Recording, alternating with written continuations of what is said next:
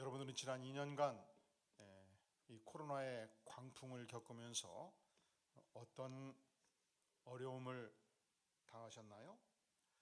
처음 코로나가 한반도를 덮치기 시작했을 때 사실은 이 시대의 질병 전문가들, 전염병 전문가들, 그리고 국가 당국, 모든 시민들이 도무지 코로나가 무엇인지를 모르고 대처하기 시작을 했습니다.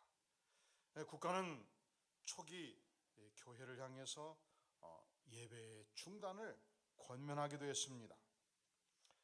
그때 한 중직자가 저를 찾아오셨습니다. 이렇게 코로나가 창궐하니 예배당을 아예 문을 닫는 게 좋겠습니다. 그렇게 요청을 한 것입니다. 교회는 문을 닫을 수 있어요. 강제 폐쇄 당할 수도 있고요. 왜냐하면 시대가 요구할 때, 국가 권력이 요구할 때 강제로 당할 수 있지요. 그리고 그때 우리 성도들은 어떻게 해야 되겠습니까? 각 가정에서 하나님께 정성을 들여서 예배 드리면 하나님 예배 받으십니까? 안 받으십니까? 받으시지요. 그러니까 절대적으로 예배당을 닫아서는 안 된다, 저는 그렇게 생각하지 않습니다. 하나님이 닫으라 하시면 닫는 거죠. 그런데 그 시대 모든 식당은 이 문을 열고 있었고 입을 열어서 식사를 하고 있었습니다. 그 시대 모든 커피숍도 문을 닫지 아니했습니다. 또 그 시대 모든 공무원들과 공기업체 직원들이 50%, 70% 출근하고 있었고, 또 모든 영업장은 문을 열고 있었습니다. 그래서 제가 그분한테 이렇게 얘기를 했죠. 우리는 국가 방역 정책을 100배, 1000배 강화해서 지킬 수 있다. 국가가 교회 정수기를 다 폐쇄하라고 해서 전체 다 지금도 폐쇄했어요. 여러분 물 마시고 싶으면 가지고 다니면서 마시도록 하고 있어요. 이상하죠. 교회만 그래요. 이마트 가도 어디를 가도 다 정수기 있는데 교회는 폐쇄하라고 그래요. 폐쇄했어요. 식당 폐쇄하라 했어요. 다 했어요. 그러나 예배는 최후의 방법이다. 일제시대에도 순교 당하면서 예배 드리면 체포되는 줄 알면서 예배 드렸습니다. 북한 공산당이 북한 사회를 점령했을 때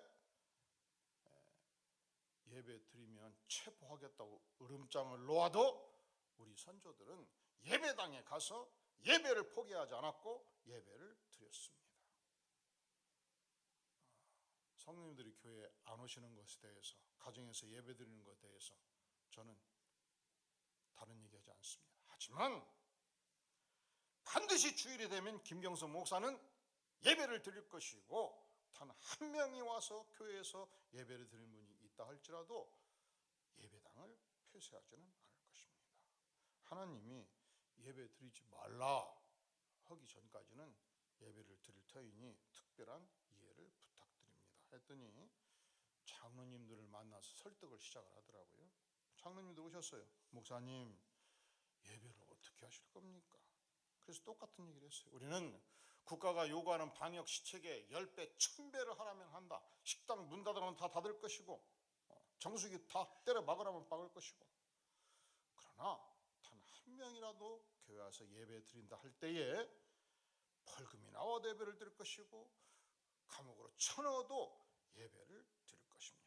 하나님의 선지자로서 하나님을 예배하는 일을 멈추는 일은 없을 것입니다. 그리고 이 문제는 장로님들이 협의해서 결정할 문제가 아니고 하나님의 종인 하나님의 선지자가 전능자 하나님의 지시를 받아야 될 일이니 기도해 주시기를 바랍니다 했더니 우리 모든 장로님들이 만장일치로 이 소신을 존중해 주셨습니다.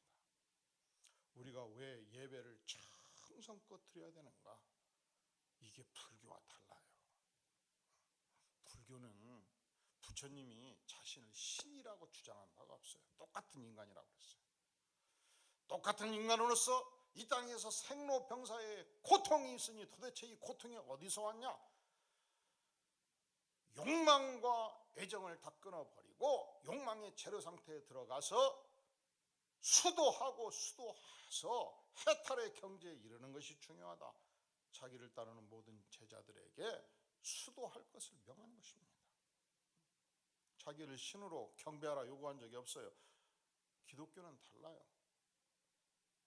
우리는 전능하신 하나님을 경배합니다. 창조주 하나님을 예배합니다. 그의 아들 예수 그리스도를 예배합니다. 그분이 내 인생의 모든 죄를 사해 주시고 그분이 내가 죽어야 할 자리에서 대신 죽으신 만큼 나는 예수 그리스도를 예배하며 경배합니다. 그래서 기독교의 본질적 가치가 하나님 경배, 하나님 예배에 있는 것이죠. 오늘 우리는 예배에서 시작할 때 고백했지 않습니까? 하나님은 영이시니 예배하는 자가 영과 진리로 예배할지니라. 주께서 우리에게 명하셨습니다.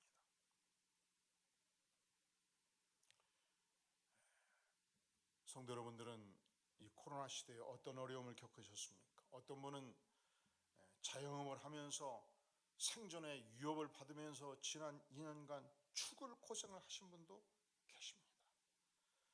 대기업, 수출 기업이 아닌 바에야 대부분의 중소기업들이 매출이 감소하고 또 직원 사례가 감소하는 고통을 겪었을 것입니다. 또 국가 총리는 교회 발 확진자가 50%가 나왔다고 허위 정보를 발표를 하니까 모든 언론들이 받아쓰게 해가지고 요즘도 세상 사람들은 교회 발 확진자가 50%라고 그냥 확실하게 믿고 있어요. 질병관리본부는 저 문서 구석에다가 교회 발 1.8%, 8.2%, 12%가 넘은 적이 없어요. 근데 그것은 아무도 어떤 언론도 잘 발표하지 않지 않습니까? 이런 시대를 살면서 이 아침에 월요일 날 출근하면 김경섭 씨 교회 가지 말라고 그랬더니 안 갔지? 물을 때 정직하게 답변하기 어려운 고난이 많이 있었을 것입니다. 우리가 예수님을 믿으면 여러 가지 형태로 고난이 있다 말씀합니다. 코로나 형태로 고난이 있고 질병으로 고난을 당하고 불의의 사고로 고난을 당하고 때로 예수 믿는 단 한 가지 이유 때문에 고난을 당할 수 있습니다.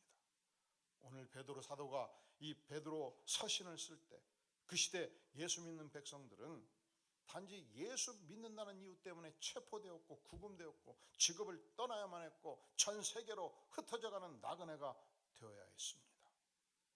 아니, 체포되어서 야고보 사도는 요한복음의 저자 요한 사도의 형제였던 야고보 사도는 순교를 당하기도 했습니다. 이 유대 사회에서 그리스도인들은 소수 종파였습니다. 이단으로 취급을 받았습니다. 이단으로 모욕받는 고통이 있었습니다. 그리스도인이 되면 그래서 저들이 터키 반도, 그리스 반도 이 로마를 향해서 흩어져 갈 때 저들은 달랐어요. 도무지 이방 신선을 향해서 잡신들을 경배하지 않았습니다. 이 이반 신상에 바쳐진 수많은 고기들이 시장 바닥에 흘러나올 때 일반 고기값보다 훨씬 쌌습니다. 그래도 저들은 이 고기를 손대지 아니했습니다. 그러니까 이 지역 주민들의 입장에서 볼 때 그리스도인들은 어떤 존재인가? 별종이에요. 그리스도인들은 어떤 존재인가? 값싼 고기도 먹지 아니에요. 그리스도인들은 어떤 존재인가? 도무지 우리가 섬기는 잡신들을 우습게 알아요. 그래서 그리스도인들을 경계했고 비난을 했습니다. 여기서 그치지 않습니다. 저들은 누구를 숭배하는가? 가장 극악무도한 죄인들을 사형에 처했던 십자가에 처형당한 예수를 숭배하는 자들, 그러니까 사형수를 숭배하는 자들이잖아요. 저들은 어떤 자들인가? 예수의 살과 피를 먹고 마신다, 이 성찬식을 보면서 저들을 식인종 취급을 했습니다. 그러니까 그리스도인들에 대해서 일반 시민들이 갖는 관념은 저들은 이단자들이었고, 저들은 반역자들이었고, 저들은 풍습을 거스리는 자들이었습니다. 그리하여 그 시대의 사회로부터 엄청난 비난과 폭풍의 시련을 당하게 된 것입니다. 그런데 오늘 베드로 사도는 우리 하나님의 백성들이 시련과 고난을 당할 때 인생에 어떤 태도를 가져야 될 것인가 명백하게 밝혀주고 있습니다. 6절 같이 한번 읽어볼까요? 시작. 그러므로 너희가 이제 여러 가지 시험으로 말미암아 잠깐 근심하게 되지 않을 수 없으나 오히려 크게 기뻐하는도다. 이제 여러 가지 무엇으로? 시험으로. 그러니까 우리가 예수를 믿으면요, 예수 믿으면 일체의 시련도 없고 고난이 없고, 예수 믿으면 승승장구하고, 예수 믿으면 돈도 잘 벌고, 예수 믿으면 반드시 승진하고, 그렇습니까? 그래요? 이거 가짜 믿음이에요. 그렇게 성경이 약속하지 않아요. 예수 믿으면 승진이 늦을 수도 있어요. 예수 믿으면 돈을 좀 못 벌 수도 있고, 예수 믿으면 여러 가지 시험이 있다고 말씀하시잖아요.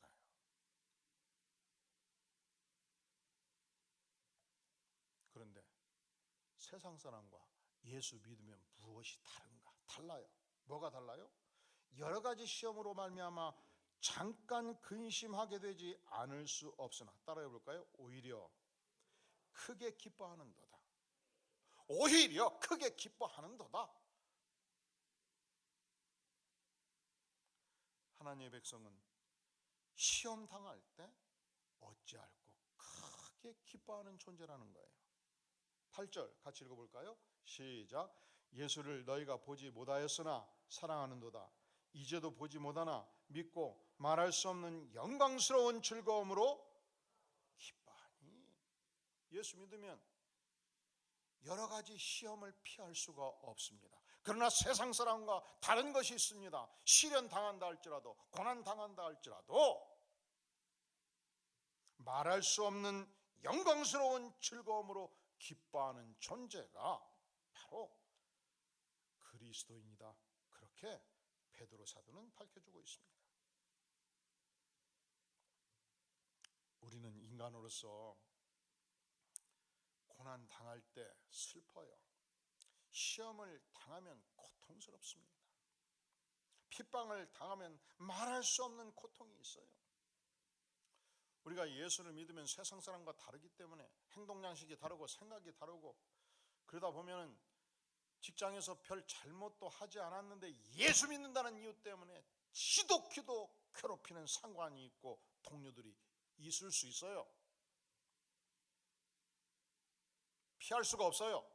그럴 때 무엇이 다른가? 영광스러운 즐거움으로 기뻐하도다. 기쁨을 소유할 수 있다는 것이죠.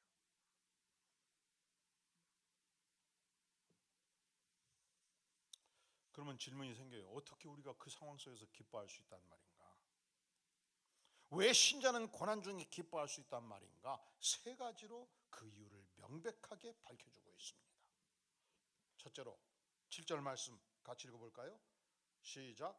너희 믿음의 확실함은 불로 연단하여도 없어질 금보다 더 귀하여 예수 그리스도께서 나타나실 때 칭찬과 영광과 존귀를 얻게 할 것이니라.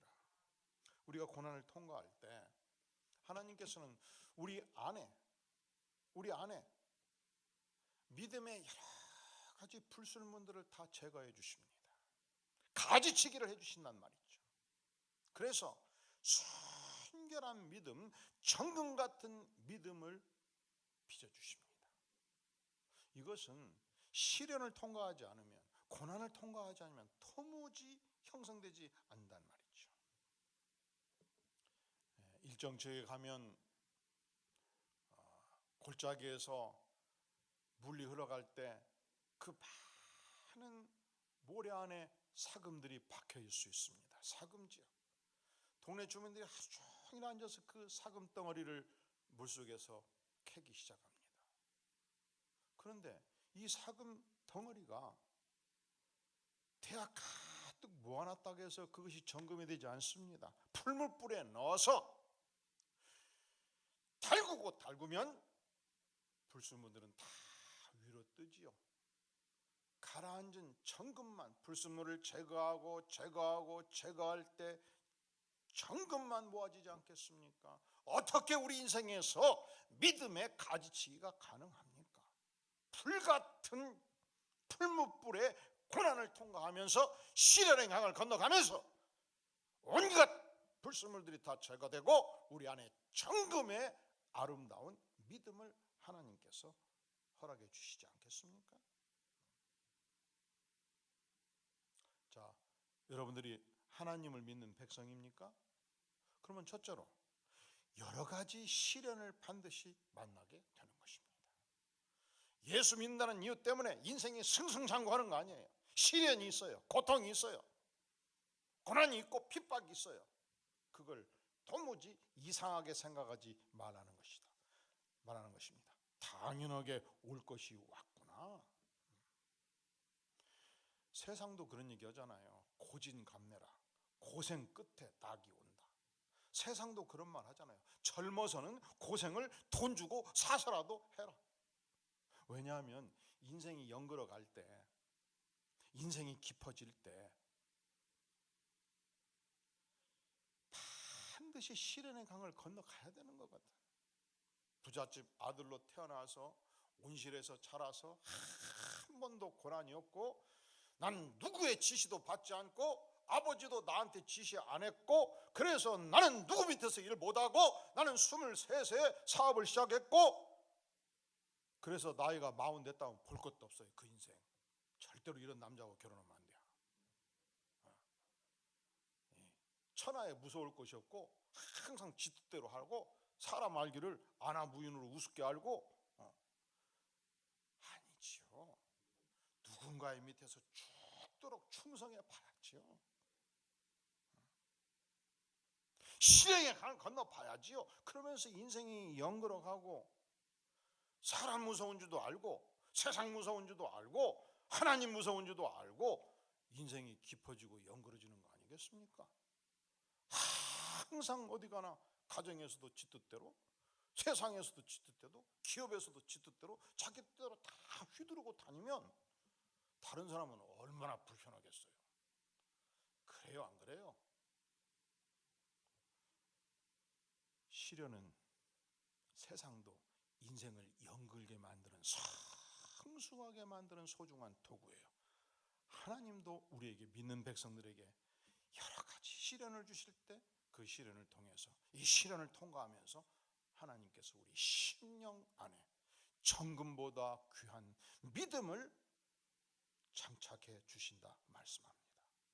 시편 30편 5절은 말씀하기를 저녁에는 울음이 깃들일지라도 아침에는 기쁨이 넘치도다 말씀합니다.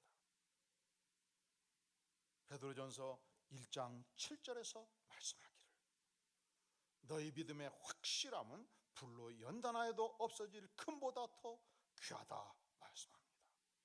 시련을 통과하면서 우리는 불로 연단하여도 없어질 금보다 더 귀한 믿음을 얻게 되고, 예수 그리스도께서 나타나실 때 이 정금 같은 믿음을 가진 자들을 향하여 칭찬과 영광과 존귀를 얻게 하신다 주께서 말씀하십니다.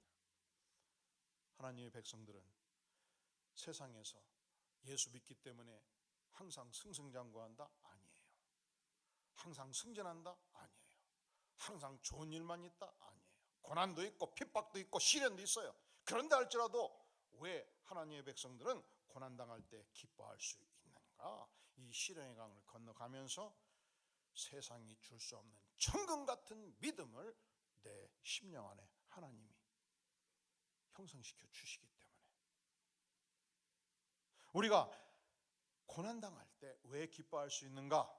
8절 9절 같이 읽겠습니다. 시작. 예수를 너희가 보지 못하였으나 사랑하는도다. 이제도 보지 못하나 믿고 말할 수 없는 영광스러운 즐거움으로 기뻐하니 믿음의 결국 곧 영혼의 구원을 받음이라.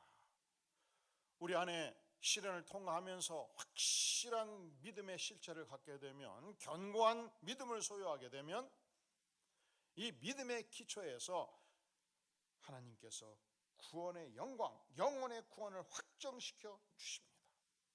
고난을 통과할 때 믿음이 선명해지고, 믿음이 선명해질 때 구원이 확정이 되는 것입니다. 평화의 시대, 영광의 시대, 누가 신앙생활을 쉽게 할 수 있는 시대, 누가 신앙을 어렵게 생각하겠습니까? 그러니까 쉽게 믿는 그 시대에는 가라지 신앙과 알곡 신앙이 다 섞어져 있는 거예요. 그런데 고난의 시대가 오면, 환난의 시대가 오면, 핍박의 시대가 오면 우리는 선택하게 되는 것입니다. 내가 예수님을 믿고 따를 것인지, 내가 예수님을 믿고 그의 말씀을 따라 예수 그리스도로 제자로 살 것인가, 아니면 세상 풍조대로 세상의 제자로 살 것인가를 선택하게 됩니다.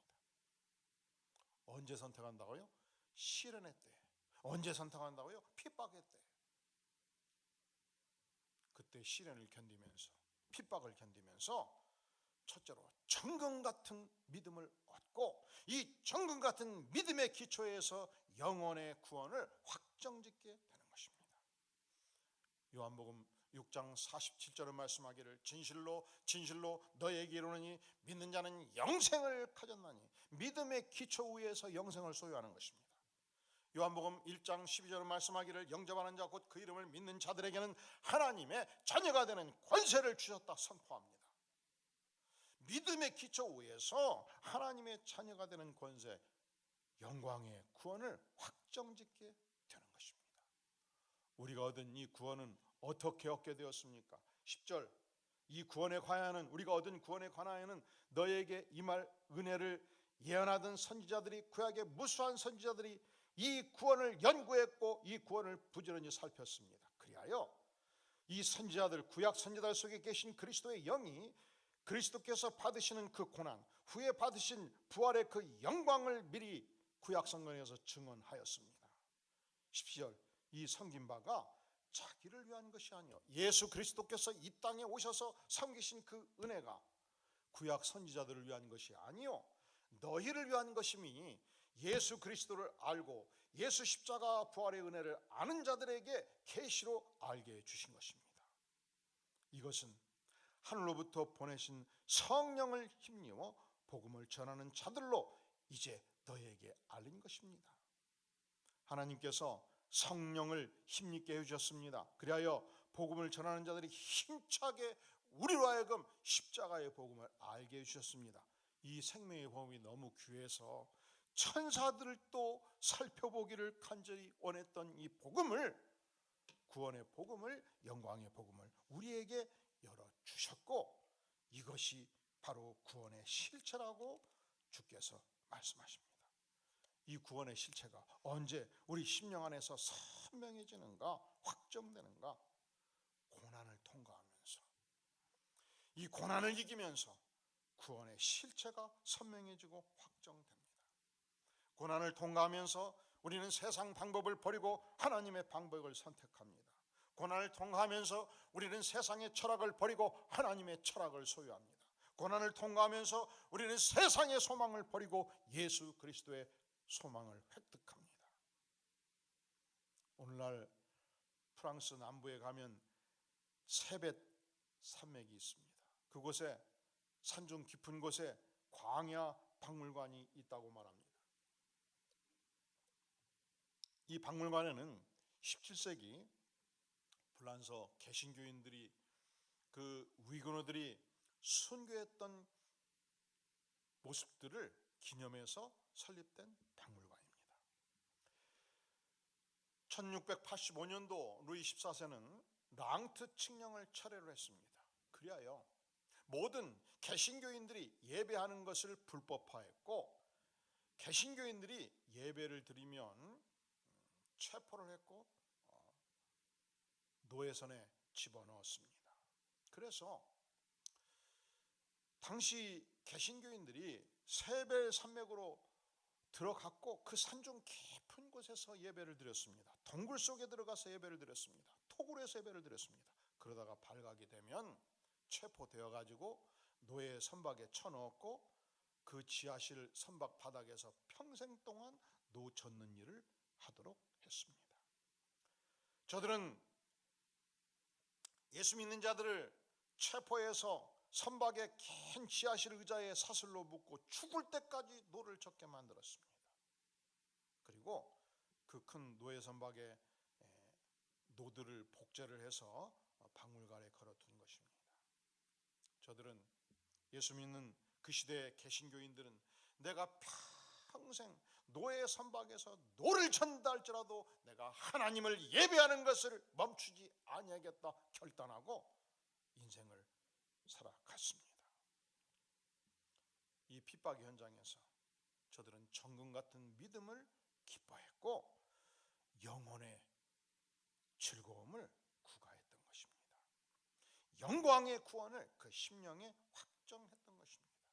우리가 왜 세상에서 환난을 당한다 할지라도 하나님의 백성들을 기뻐할 수 있는가? 우리는 이 환난을 통해서 첫째로 무엇을 얻어요? 천국 같은 믿음을 얻죠. 사랑하는 성도 여러분, 천국 같은 믿음을 얻었습니까? 그러면 두 번째로 우리는 이 환난을 당한다 할지라도 이 천국 같은 믿음의 기초에서 영광스러운 구원을 내 심령 안에 확증하게 되는 것입니다. 왜 하나님의 백성들은 환난 당할 때 기뻐할 수 있는가? 세 번째 이유가 있습니다. 5절 말씀 같이 한번 읽어볼까요? 시작. 너희는 말세에 나타내기로 예비하신 구원을 얻기 위하여 믿음으로 말미암아 하나님의 능력으로 보호하심을 받았느니라. 오늘의 시대가 말세입니다. 하나님께서는 말세에 구원을 얻기 위하여 믿음을 허락해 주셨습니다. 그리하여 이 구원과 믿음을 기초로 해서 구원과 믿음을 체험한 백성들에게 하나님의 능력으로 직접 하나님이 보호해 주십니다. 믿습니까? 할렐루야. 하나님께서는 고난 당하는 백성들을 결코 버려두지 아니하십니다. 하나님께서는 하나님을 믿기 때문에 고난 당하는 백성들을 직접 지켜주십니다. 직접 살피십니다. 견딜 수 있는 힘을 주십니다. 직접 보호해 주십니다. 이 보호하다는 단어가 그 시대 보니까 군사 용어였어요. 큰 성벽을 지키고 있는 성장이 적군이 언제 쳐들어올까 높은 망루의 파수꾼을 세웁니다. 그리고 가장 화살을 잘 쏘는 유능한 군사들을 성벽 위에 배치합니다. 무엇을 위해서? 성 안에 있는 백성들을 보호하기 위해서. 마치 그와 같이 하나님께서는 하나님의 백성들을 직접 보호해 주신다는 것입니다. 그런데 하나님께서는 하나님의 백성들을 직접 보호하실 때 망루 위에 보초병, 파수꾼을 세우는 것이 아니에요. 유능한 군사를 배치하는 것이 아니에요. 전능하신 하나님께서 직접 파수하시고 직접 공격하신다는 것입니다. 그 전능하신 권세의 능력으로 하나님의 백성들을 직접 보호해 주시겠다, 그렇게 말씀하십니다. 이 하나님의 보호하심을 체험했던 다윗은 하나님을 이렇게 노래합니다. 시편 18편 1절 2절에서 이렇게 노래합니다. 나의 힘이신 여호와여, 내가 주를 사랑하나이다. 여호와는 나의 반석이시요 나의 요새시요 나를 건지시는 이시요 나의 하나님이시요 내가 그 안에 피할 나의 바위시요 나의 방패시요 나의 구원의 뿌리시요 나의 산성이시로다. 하나님이 요새고 하나님이 반석이고 하나님이 방패고 하나님이 산성이시다. 하나님이 직접 나를 보호하시고 하나님이 직접 나를 지켜주셨다. 그렇게 다윗은 자신이 체험한 하나님을 고백하는 것입니다. 사랑하시는 성도 여러분, 혹시 여러분이 어떤 시련을 당하고 있습니까? 그때 반드시 기억하기를 바랍니다. 하나님이 직접 나를 보호하신다. 하나님이 직접 나를 사랑하시고 하나님이 직접 나와 동행하시고 때로는 하나님이 천사를 보내서 보호해 주시고 성령을 통해서 보호해 주시고 어찌하든지 하나님께서 나를 지키시고 눈동자같이 보호해 주신다. 기억하시기를 바랍니다. 믿음의 사람 다니엘을 기억하시죠? 그가 바벨론의 총리 대신이 되었습니다. 그는 매일 창문을 열고 예루살렘을 향하여, 하나님의 중심 도성 예루살렘을 향하여 창문을 열고 3번씩 기도하는 습관이 있었습니다. 눈이 오가 비 오나 관계없이 매일같이 기도하는 습관이 있었습니다. 그런데 그가 소수민족 출신, 유대 출신으로서 거대 제국의 총리 대신이었던 만큼 시기하는 대신들이 많았습니다. 그래서 왕에게 진언하는 거예요. 왕이시여, 누군들 왕만한 인재가 있겠습니까? 왕만이 신으로 숭상받기에 합당한 존재입니다. 누구든지 왕 외에 다른 신을 섬기는 자들이 있으면 사자굴에 넣으셔서 왕의 이름을 세상에 알리시옵소서. 어인을 딱 찍은 거예요. 그런데 보니까 내가 사랑하고 아끼는 다니엘이 여기에 걸려들 것을 전혀 생각하지 못한 거예요. 그러면 여러분 같으면, 여러분이 다니엘이라면 어떻게 하시겠습니까? 이렇게 해도 되잖아요. 아니, 내가 한 달간은 문을 쳐 닫고 기도하면 되겠다. 누군들 나를 보겠냐? 아니, 한 달은 내가 기도를 쉬자. 아니, 한 달은 문을 쳐 닫을 뿐만 아니라 화장실 가서 기도하자 할 수 있잖아요. 그런데 다니엘은 굉장히 순진하고 깨끗한 사람이었어요. 모사를 생각하지 못하는 사람이었어요. 아니, 이렇게 지혜가 없을까 생각할 정도로 그는 여전히 관계없이 아침이 되면, 점심이 되면, 저녁이 되면 창문을 열어 제꼈습니다. 예루살렘을 향하여, 하나님의 중심 도성을 향하여 깨끗한 마음으로 하나님께 무릎 꿇고 경배하고 기도를 한 것입니다. 결국 그가 체포되었습니다. 사자굴에 던져졌습니다. 누구보다도 임금님이 가슴이 아팠습니다. 내가 아끼는 다니엘 너무 염려가 되었습니다. 다니엘에서 보면 밤새 금식하고 오락을 그치고 잠자기를 임금님이 거절했다 표현하고 있습니다. 새벽녘 늑달같이 임금님이 사자굴을 향하여 달려갔습니다. 다니엘아, 다니엘아, 살아있느냐? 임금님이시여, 살아있나이다. 누가 그를 밤새 보호해 준 것이요? 이